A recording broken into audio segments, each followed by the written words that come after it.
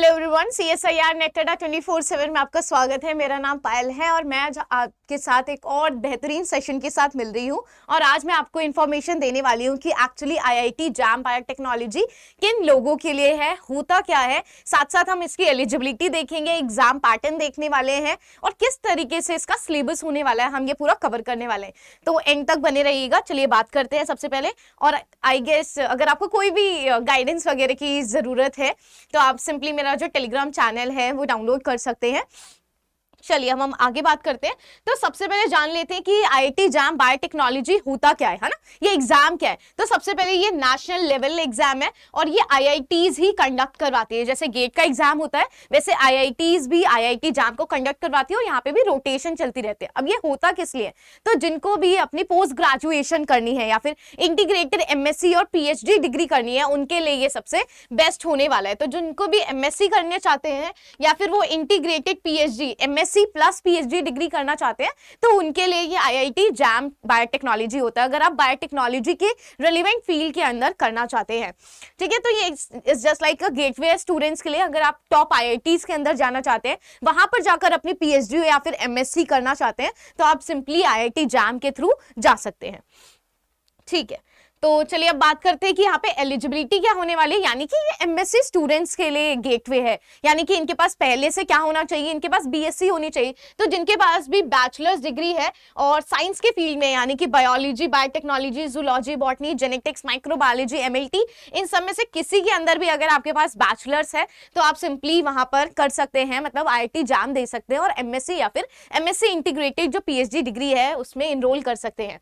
अब आपके पास कितने मार्क्स होने चाहिए, कम से कम आपके पास 55% एग्रीगेट होना चाहिए अगर आप जनरल OBC या फिर EWS कैटेगरी से बिलोंग करते हैं, यानी कि 5.5 आपके आने चाहिए आउट ऑफ 10। अगर आपके 50% एग्रीगेट हो, अगर आप SC SC या फिर PWD से बिलोंग करते हैं तो आपका जो एग्रीगेट बनना चाहिए वो 50% और 10 CGPA से 5 CGPA आपके पास आनी चाहिए। 10 में से आपके पास 5 CGPA होनी चाहिए। तो अगर आप ये फॉलो करते हैं, अगर आपने ग्रेजुएशन कर रखी है, आप अपीयरिंग कैंडिडेट है यानी कि आपका लास्ट सेमेस्टर चल रहा है और आप MSc करना चाह रहे हैं IIT से, तो ये आपके लिए सबसे बेस्ट होने वाला है।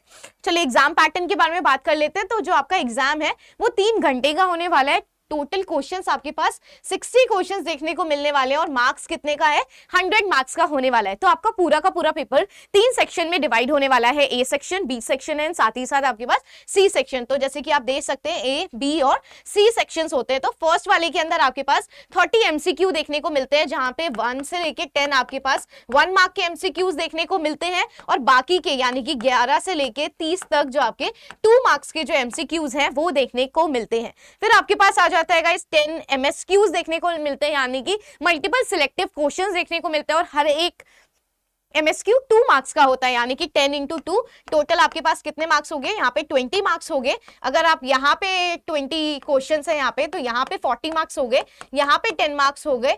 इन शॉर्ट आपके पास जो आपका सेक्शन A है वो 50 मार्क्स का हो जा रहा है, आपका जो सेक्शन B है वो 20 मार्क्स का हो जाता है। और गाइस जो सेक्शन C है उसके अंदर NAT पूछे जाते हैं, यानी कि न्यूमेरिकल एप्टीट्यूड टेस्ट पूछा जाता है। 20 क्वेश्चन आपके न्यूमेरिकल बेस्ड क्वेश्चंस होने वाले हैं और यहाँ पे हर एक क्वेश्चन आपके पास 10 क्वेश्चन आपके पास 1 मार्क्स के होते हैं और बाकी के जो 10 क्वेश्चन होते हैं वो 2 मार्क्स के होते हैं। तो 10 क्वेश्चन आपके पास 1 मार्क के होते हैं और बाकी के जो 10 क्वेश्चन है वो 2 मार्क्स के होते हैं, यानी कि अगर आप इन सबको टोटल कैलकुलेट करेंगे 50, 40 एंड फिर से 10, यानी कि टोटल आपके पास 100 मार्क्स हो जाते हैं। तो सेक्शन B और सेक्शन C अब एक बार चेक कर लेते हैं कि कहां पर आपके पास नेगेटिविटी मार्किंग होने वाली है और कहां पर नेगेटिविटी मार्किंग नहीं होने वाली। तो आइए यहां तक सबको क्लियर हो गया होगा।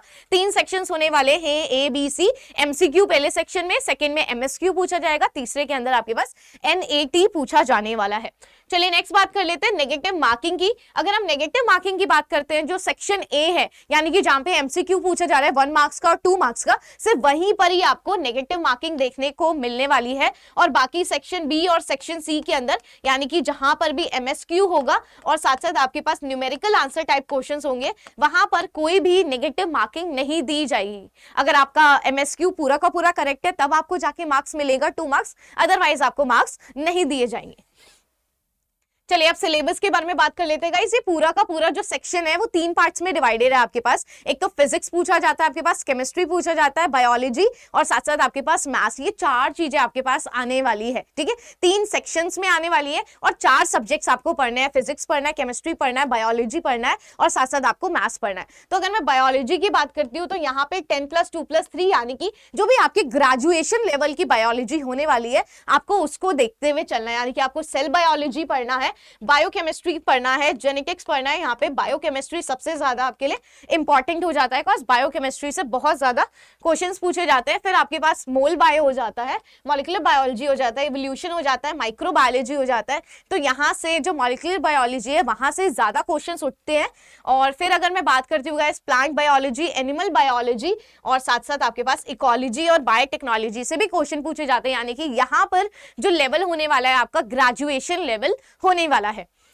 चलिए फिर हम बात कर लेते हैं, आपके पास मेथड्स इन बायोलॉजी भी पूछा जाता है इसी के अंदर जो है 10+2+3 के अंदर। यहाँ पे आपके पास जो भी टेक्निक्स रिलेटेड क्वेश्चंस है आपके पास यहाँ पर पूछे जाते हैं, ठीक है। नेक्स्ट क्वेश्चन क्या बात कर लेते हैं। नेक्स्ट हमारे पास केमिस्ट्री आती है गाइस। केमिस्ट्री और यहाँ पे जितनी भी ये केमिस्ट्री लिख रखी है वैसे इन्होंने 10+2+3 लेवल लिख रखा है, बट असली में अगर आपको प्रिपरेशन करनी है ना तो आप सबसे बेस्ट है कि आप 11th और 12th की जो एनसीईआरटी है उस पर फोकस करें और उसके क्वेश्चंस को सॉल्व करें। अगर आप वहां पे अच्छे से परफॉर्म करते हैं, वहां पे क्वेश्चंस अगर अच्छे से कर लेते हैं तो आपके ये वाले जो क्वेश्चन है वो बहुत ईजिली हो जाएंगे, ठीक है। तो यहाँ पे 10+2+3 सिर्फ लिख रखा है, अदरवाइज इसका जो लेवल पेपर के अंदर पूछा जाता है वो सिर्फ 11th और 12th क्लास की जो एनसीईआरटी होती है वहां से ही पूछा जाता है।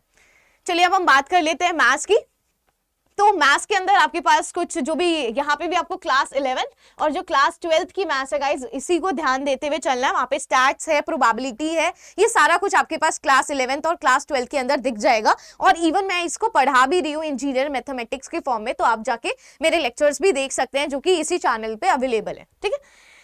नेक्स्ट हमारे पास फिजिक्स है। तो फिजिक्स भी आपके पास 10+2 लेवल की है, यानी कि जो आपके पास 12th लेवल तक आपने जो फिजिक्स पढ़ी है यहाँ पे आपके पास जो मैकेनिक्स वाला पोर्शन है, यानी कि जहाँ पे laws of motion, work, power, energy, ये वाला जो पोर्शन आ जाता है वो बहुत ही इंपॉर्टेंट हो जाता है। फिर थर्मोडायनेमिक्स आपके लिए बहुत ज्यादा इंपॉर्टेंट है।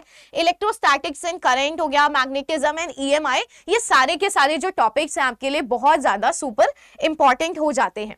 फिर हम बात कर लेते हैं इलेक्ट्रोमैग्नेटिक थ्योरी आ जाता है, ज्योमेट्रिकल ऑप्टिक्स, ऑप्टिक्स बहुत ज्यादा इंपॉर्टेंट हो जाता है। वेव ऑप्टिक्स हो या फिर रे ऑप्टिक्स हो, दोनों ही इंपॉर्टेंट हो जाते हैं। और साथ साथ आपके पास जो मॉडर्न फिजिक्स है गाइस ये भी बहुत इंपॉर्टेंट हो जाता है। तो ये पूरा का पूरा सिलेबस है और ये मैं आपका पूरा जो सिलेबस है ये मैं टेलीग्राम पे अपलोड कर दूंगी, तो आप वहां से सिंपली डाउनलोड कर सकते हैं। जो भी मेरी ये PDF है तो आपको जाने के लिए सिर्फ और सिर्फ इसको स्कैन करना है। जैसे ही आप स्कैन करेंगे आप मेरे चैनल पे पहुंच जाएंगे, वहां पर जो भी मैं क्लासेस लेती रहती हूँ उसकी PDF आपको तुरंत मिल जाएगी और साथ साथ मैं इसकी भी PDF वहीं पर अपलोड कर दूंगी। So thank you so much. अगर आपको ये सब कुछ पढ़ना है तो आप CSIR नेट अड्डा 24/7 के चैनल पे पढ़ सकते हैं, physics, chemistry, maths, biology. Thank you so much.